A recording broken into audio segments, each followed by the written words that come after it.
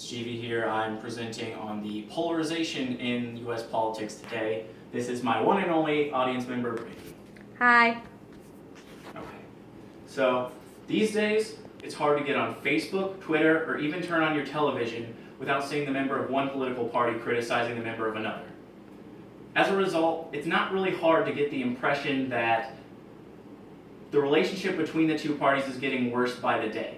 And if you've ever felt that way, I'm here to tell you that what you think may not be all that different from the truth. In terms of ideology, Republicans and Democrats are more divided now than they have been at any time in the past 2 decades. And this is important for us to consider, because often we mistakenly assume that just because they've never been that fond of each other, that means things are normal. But that's not the case at all. Because in 1994, the overall share of Americans who had either consistently conservative or liberal views was just 10%. Compare that to 2014, where that number more than doubled to 21%. And the effect of this jump in the consistency of partisan views is compounded by the fact that ideologies people hold today are much more likely to be aligned with their party affiliation. Put simply, this means that the beliefs that you hold are more likely to be in line with some political party rather than a belief that you came up with on your own. As a result, common ground between Republicans and Democrats has been shrinking as both sides become more entrenched in their views. Think about it if you can imagine an old couple who's ultimately in it together, but the older they get, the more they bicker. That's essentially what's going on here, to some degree.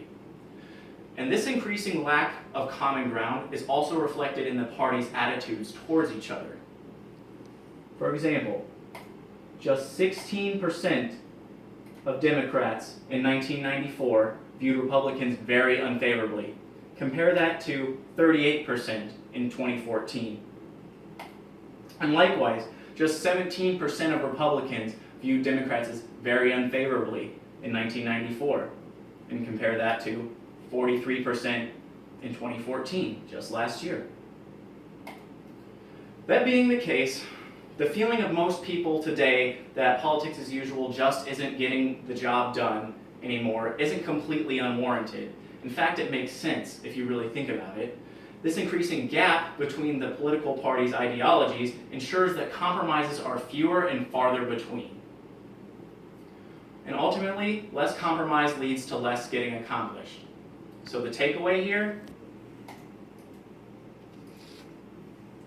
even if we may differ in our beliefs, compromise and working together are the cornerstones of American society. So it's important to remember to keep an open mind and also to consider that people other than yourself may have different views. Thank you. Questions?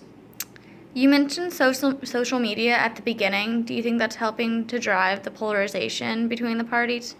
Well, I would definitely say that it is, simply because social media is an outlet that most people have access to, and it's a place where people can easily share their opinions.